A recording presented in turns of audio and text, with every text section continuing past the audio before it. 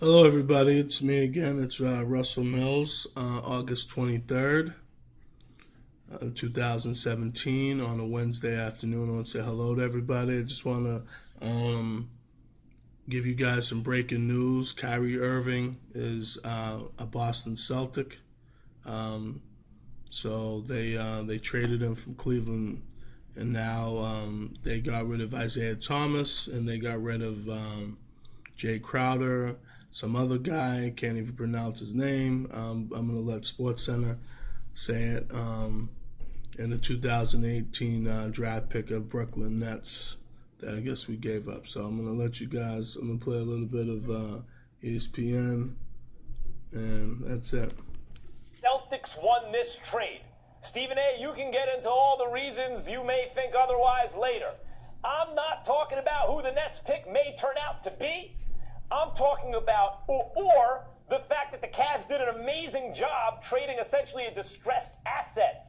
I'm talking about right now who won the trade.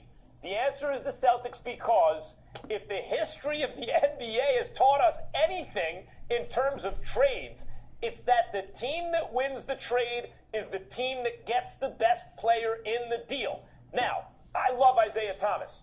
Pound for pound, inch for inch, maybe the greatest basketball player who ever lived. Who his size has ever done what he's done? I love him. Yeah, I always say Westbrook's my favorite player. His competition comes from Isaiah. But he's not as good as Kyrie Irving. I'm sorry, he's not. Isaiah offensively can approximate Kyrie, no doubt about it. And I always complain about how Kyrie doesn't play defense. But the difference between Kyrie and Isaiah is Isaiah's simply too small to play defense. You must hide him, which is why they had more success, I hate to say it, in the playoffs last year when he wasn't on the court sometimes. You have to hide him on defense, and teams exploit that, especially in the playoffs. Kyrie doesn't always play defense, and it irks me. He doesn't always make the people around him better, and he should. But Kyrie's capable of playing defense and oftentimes saves it for very high leverage moments. In fact, when he plays defense, he's quite good at it. Kyrie is the best player in this deal with the potential to get even better. Also, Djigic, by the way, he has upside and all that, I get it. But we're talking about the principal players in this deal. He's also the youngest player in the deal of the players currently in the NBA. We're not talking about the draft pick. So the youngest player, who signed for 2 more years at favorable terms to the team, Kyrie, is also the best player. That, my friends, means that the Celtics won the deal. If the draft pick that the Cavs get one day turns out to be better than Kyrie, I'll revise my opinion about this deal. But what are the odds of that? What are the odds that in any given draft you take a player, and with your pick you chose so wisely, that you wound up with a player better than Kyrie Irving? The odds are not that high. Frequently, even if you're drafting number 1 overall, the Celtics win the deal because they got the best player in it. We disagree, because I don't think it's that simple. And obviously, I'm going to look at it entirely differently. First of all, I'm thinking about the fact that Isaiah Thomas just finished averaging nearly 29 points per game on better than 46% shooting. I'm thinking about the fact that he did that without the services of LeBron James. I'm thinking about the fact that this is a guy that can score quick off the basketball, meaning that he doesn't have to dribble and dance all over the place before doing his thing. Now, Kyrie Irving is absolutely sensational. Please don't get me wrong. This brother's on another level, and I think that it's great that Boston did this deal.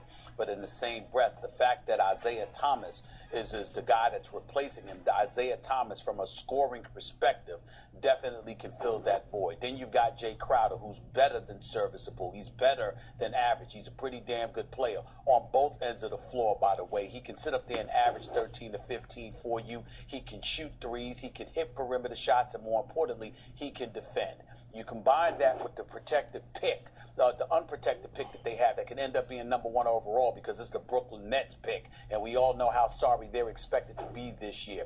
You combine that with the fact that they also acquired Derrick Rose. You have a situation where the Cleveland Cavaliers essentially lost 1 starter and has gained 3 or 4. So not only do you have an offensive juggernaut in Isaiah Thomas, who's going to be more free because you have to worry about LeBron James, who's going to be on the court with him, as opposed to what he didn't have in Boston available to him last year. That makes them very lethal. But from a depth standpoint, from a numbers perspective, you have more bodies, you have more depth, you have basically 3 starters replacing 1 along with the high pick, and you're still in position to come out of the East. The bottom line is that I think that Cleveland, I don't think anyone lost in this. I don't blame Boston for doing what they did, and Kyrie, again, is sensational. But when you look at the team that the Cleveland Cavaliers have, when you look at the fact that they're aiming to compete for a championship, and you think about what you replaced Kyrie Irving with, you've got talent in Isaiah Thomas. You've got bodies in a combination of him and Crowder. You had already added Derrick Rose, so 3 to 4 starters basically replaced one, which puts you in better position to compete for the championship. I believe that Cleveland, by a slight edge, won in this thing. Nobody lost at all, but I give the edge to Cleveland. We agree that both teams probably improved, I think. It was a good trade for both teams. That's possible sometimes. You address needs, one team gets deeper, and Isaiah can approximate what Kyrie did on the Cavs, which is essentially when LeBron doesn't want to run the show because he needs a breather, can you become a one-man offense and keep us in the game by scoring a lot? Isaiah can certainly do that. And there are all kinds of interesting things you could do with Crowder. I like Crowder a lot. Stephen A., on Max and Marcellus on our old radio show in L.A., we used to do a game where we'd say, if you had to construct an NBA team, because the Lakers stunk at the time and no superstars wanted to come to the Lakers.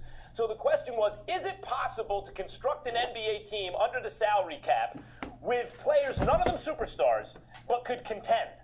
And 2 of the players at the time that were always on my team were Isaiah Thomas and Jay Crowder.